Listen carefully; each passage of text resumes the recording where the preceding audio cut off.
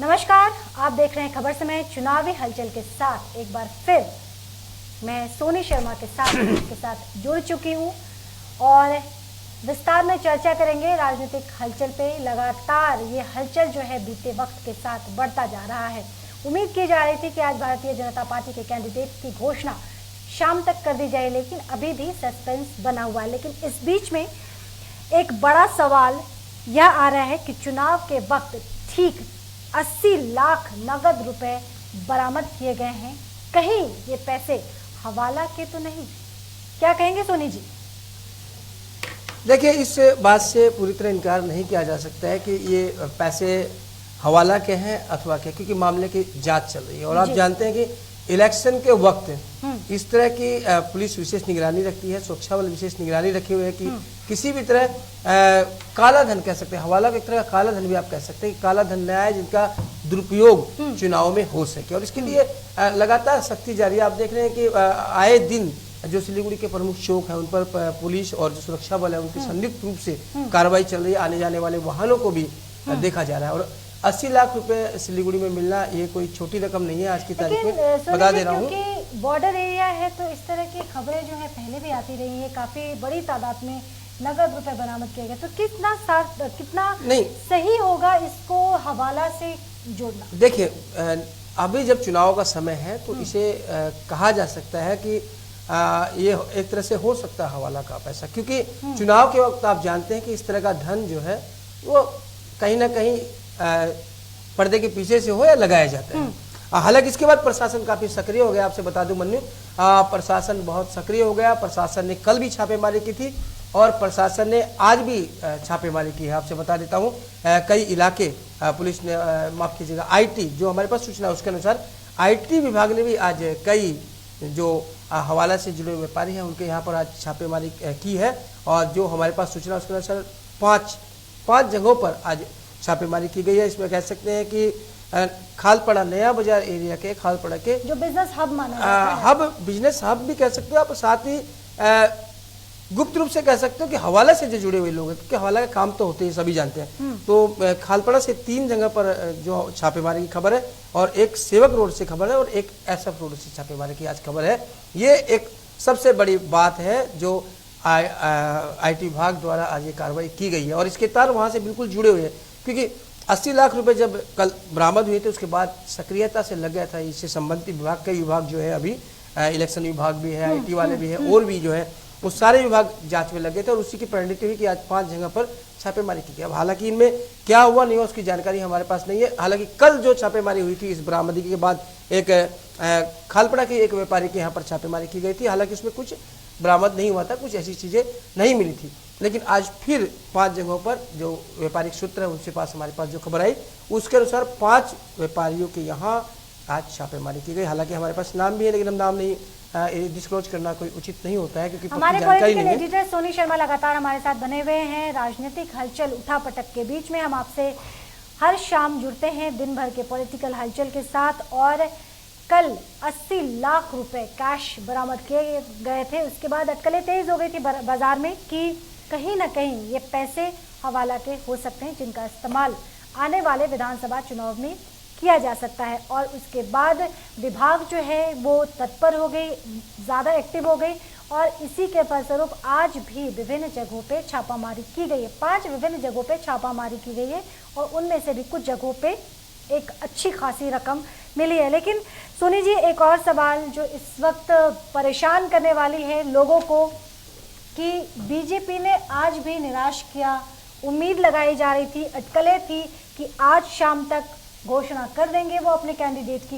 क्या उनके पास कैंडिडेट नहीं है या फिर वो चीजों को उलझाए रखना चाहते हैं? कहीं माइंड गेम तो नहीं खेल रहे बीजेपी? देखिए, या फिर कैंडिडेट को ढूंढ रहे हैं अभी? नहीं, आपकी सारी बातें ही सच है। ये सारी बातें ही सच है कि मामले को अटकाया भी जा रहा है और माइंड गेम भी खेला जा रहा है। और ये नहीं कह सकते हैं कि इनके पास कैंडिडेट नहीं है, ये कह सकते हैं कि अभी भी सुटेबल, ज्यादा से ज्यादा सुटेबल, जो ज्यादा जीत की गारंटी दे सके उस कैंडिडेट की दरकार अभी भी कहीं ना कहीं है। और आपसे बता दूं, जितने भी आप सिलीगुड़ी के प्रमुख समाचार पत्र को भी अगर आप देख लेंगे, उन पर अगर नजर डालेंगे तो उनमें भी यही खबरें हैं। और लोकल चैनल की बात करें तो भी यही खबरें हैं कि बराबर इस बात की खबरें आ रही कि कोई अभी भी इंतजार है किसी कद्दावर नेता की जो आ जाए और संभाल ले।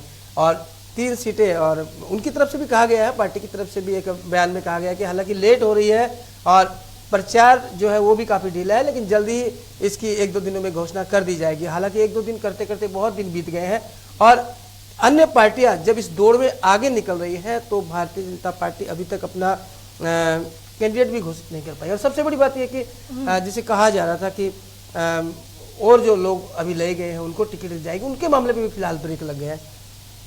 तो कहीं ऐसा तो नहीं है कि सारी चीज़ें खुलने के बाद, इनफैक्ट टीएमसी कर चुकी है, कांग्रेस का भी आ गया, सीपीआईएम का आ गया है, लेकिन भाजपा अभी भी बैठी हुई है, शांत बैठी हुई है। उथल पुथल लोगों के मन में है लेकिन भाजपा शांत बैठी हुई है। नहीं, ये शांत नहीं है, ये अंदर ही अंदर कहीं ना कहीं घमासान चल रहा है। आपसे बता देता हूँ, आप सतही तौर पर भले ही शांत देख रही हो, लेकिन अगर बात करें भारतीय जनता पार्टी की तो वहां भी उथल पुथल है।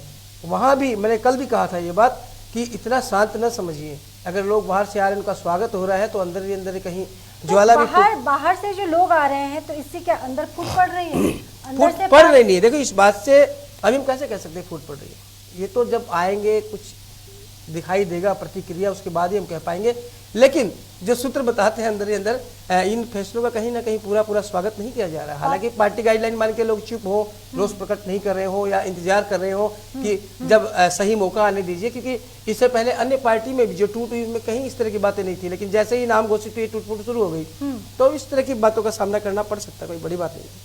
देखिए, भाजपा में बड़ी तादाद में आपने देखा है कि लोग दूसरे पार्टी से टूट के आ रहे हैं।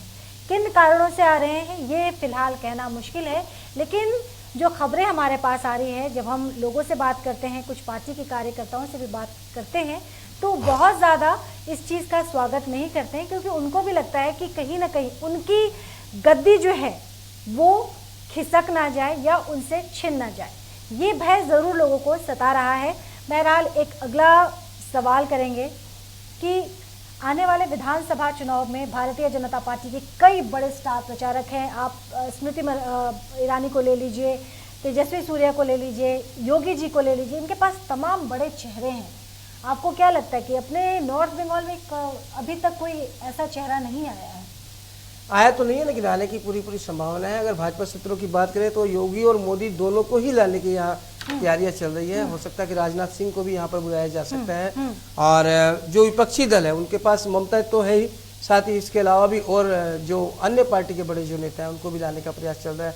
और खबरें तो यहाँ तक आ रही थी कि राकेश टिकैत भी यहाँ पर पश्चिम बंगाल में प्रवेश कर चुके, किसानों के नेता माने जाते हैं वो, लेकिन कहीं ना कहीं उन्हें लेकर भी राजनीति की जा सकती है। और बात करें, नहीं, वो खुद भी तो राजनीति करते हुए ही नजर आ रहे हैं। अब जो सोर्सेज के आधार पर अगर हम बात करें या जो रिपोर्ट्स सामने आ रहे हैं, तो कहीं ना कहीं मुद्दा उनका भटकता हुआ नजर आ रहा है और साथ ही पॉलिटिकली उनकी राजनीतिक चाहते सामने आ रही है। ये बिल्कुल कहा जा सकता है कि जब किसान का आंदोलन था तो किसानों तक सीमित रहना चाहिए था, लेकिन अब वो कहीं ना कहीं राजनीति से जुड़ते नजर आ रहे हैं, क्योंकि यहाँ पश्चिम बंगाल है, चुनाव हो रहे हैं और आप समझ सकते हैं किससे किसकी टक्कर है और राकेश टिकैत का यहाँ आना किसको फायदा पहुंचा सकता है। विरोधी है वो भारतीय जनता पार्टी के, तो इससे क्या नुकसान होगा भारतीय जनता? वो तो घूम के प्रचार कर रहे हैं, खुलेआम आलोचना कर रहे हैं और वो प्रचार भी कर रहे हैं, तो लोग समझ रहे हैं क्या बात है, किसकी तरफ से आ रहे हैं वो, इसमें कोई दो राय नहीं है। ये बताएं कि भारतीय जनता पार्टी के जो बड़े स्टार प्रचारक तो आ ही रहे हैं, विभिन्न जगहों पे वो कैंपेन भी कर रहे हैं, लोगों को अपनी पार्टी की जो नीतियां हैं बता रहे हैं कि 5 साल उन्हें भी दिया जाए। लेकिन दूसरे पार्टी के लोगों की अगर हम बात करें, कांग्रेस के एकमात्र चेहरे नहीं कह सकते हैं, क्योंकि प्रियंका गांधी भी काफ़ी पॉलिटिकली इन्वॉल्व है, लेकिन अभी तक ना तो कांग्रेस ने भी अपने जो वीआईपी लोगों की लिस्ट जारी की है, उसमें सोनिया जी का भी नाम है, सोनिया गांधी का भी नाम है, राहुल गांधी का भी नाम है, प्रियंका जी का भी नाम है, प्रियंका वढेरा बोल सकते हैं आप, प्रियंका गांधी। उसके अलावा जो अधीर रंजन चौधरी है उनका नाम है, और छत्तीसगढ़ के जो मुख्यमंत्री बघेल उनका भी नाम है, और साथ ही जो अभी एमपी के कई मंत्रियों का भी नाम है, उन्हें भी यहाँ पर कोशिश करेंगे। उनके लिस्ट उन्होंने जारी की है, लेकिन अभी उनके प्रोग्राम नहीं हुए, कौन आएगा नहीं आएगा लेकिन भाजपा सूत्र बता रहे हैं कि मोदी जी की एक रैली सिलीगुड़ी इलाके में फाइनल है। तो लोकसभा इलेक्शन में तो आपने कई बार देश के प्रधानमंत्री नरेंद्र मोदी को देखा, लेकिन विधानसभा इलेक्शन में जो मोदी समर्थक हैं वो जरूर प्रधानमंत्री को देखना चाहेंगे। इसके अतिरिक्त हमारे पास जो सूत्रों के हवाले से मिल रही जानकारी है उसके मुताबिक कई बड़े चेहरे भारतीय जनता पार्टी के सिलीगुड़ी नॉर्थ बंगाल के दौरे पे आ सकते हैं। इस बीच में जितने भी स्टार प्रचारक हैं वो लगातार कलकत्ता के साइड में प्रचार कर रहे हैं, लेकिन फिलहाल कोई बड़ा चेहरा सिलीगुड़ी या नॉर्थ बंगाल में अभी तक नहीं आया। इसका एक कारण ये भी हो सकता है मन्नू कि उधर अभी प्रथम चरण का चुनाव नजदीक आ गए और यहाँ उत्तर बंगाल में चौथे और पांचवें चरण में होंगे या फिर पांचवें या छठे चरण में चुनाव होने जा रहे हैं, चौथे और पांचवें में हो रहे हैं, सॉरी। तो अभी देरी है बोलकर, इसीलिए तो टाइम लिया जाता है। आप जानते हैं चरणों का खेला बहुत ज्यादा होता है, इसीलिए दीदी नाराज भी हो गई। हाँ, ये चरणों का खेला इसलिए भी होता है कि एक तो हम चाहते हैं कि सुरक्षा की दृष्टि से भी जो सुरक्षा बल है उन्हें पहुंचाया जा सकता है, स्थानांतरित किया जाता है ज्यादा मात्रा में, और इसके अलावा प्रचार करने का भी एक अच्छा मतलब मौका मिल जाता है। हाँ, और कमी या फिर क्या चल रहा है उन सीटों पर क्या टीएमसी के बारे में अगर हम बात करें तो सबसे फायर ब्रांड जो है वो मुख्यमंत्री ममता बनर्जी खुद है और उनके जो भतीजे अभिषेक बनर्जी उन्हें भी देखा जाता है। इसके अतिरिक्त आप किन्हीं फायर ब्रांड मानते? देखिए महुआ मित्रा जो है, जो एमपी है उनकी टीएमसी की जो है, वो भी काफी अच्छा बोलती है, लेकिन अभी तक उनको देखा नहीं गया। ये बात बिल्कुल सच कह सकते हैं कि अभी अगर बात करें टीएमसी की तो एक जैसे कहते हैं भीड़ खींचने वाला चेहरे की कमी अभी फिलहाल वाकई खल रही होगी टीएमसी को। वजह आप देख रहे हैं कि जितने भी इनके जाने माने बड़े चेहरे थे वो आज टीएमसी का दामन छोड़ चुके हैं। तो ऐसे में अभी फिलहाल आज की अगर बात करें तो टीएमसी अलग थलग पड़ती नजर आ रही है, लेकिन जरूर इसमें सुधार होने की उम्मीद है क्योंकि ममता जिद्दी जो है संघर्ष करती है, वो इतनी जल्दी छोड़ने वाली नहीं लगती है, वो संघर्ष करेंगी और कोई ना कोई नया चेहरा उनके सामने आएगा। तो आज का ये पॉलिटिकल कार्यक्रम हमने आपको बताया, बहुत ज़्यादा आज सिलीगुड़ी में हलचल नहीं था, आहिस्ता आहिस्ता ही सही या फिर एक खिचड़ी की तरह कह सकते हैं, कुछ ना कुछ सुलग जरूर रहा है भारतीय जनता पार्टी के अंदर। जल्द ही उनके कैंडिडेट्स की भी घोषणा कर दी जाएगी, बताया जा रहा था और उम्मीद भी थी कि आज शाम तक उनके कैंडिडेट्स की घोषणा कर दी जाएगी, लेकिन अभी भी 2 दिन का वक्त बताया जा रहा है कि और 2 दिन लग सकते हैं कैंडिडेट की घोषणा में। बहरहाल मुझे इजाज़त दीजिए, कल एक बार फिर नई जानकारी के साथ आपके साथ दोबारा जुड़ूंगी। मेरे साथ सोनी शर्मा का मैं बहुत बहुत धन्यवाद करूंगी। Thank you so much Soni ji. नमस्ते। बने रहिए खबर समय पे, दीजिए मुझे इजाज़त, नमस्कार।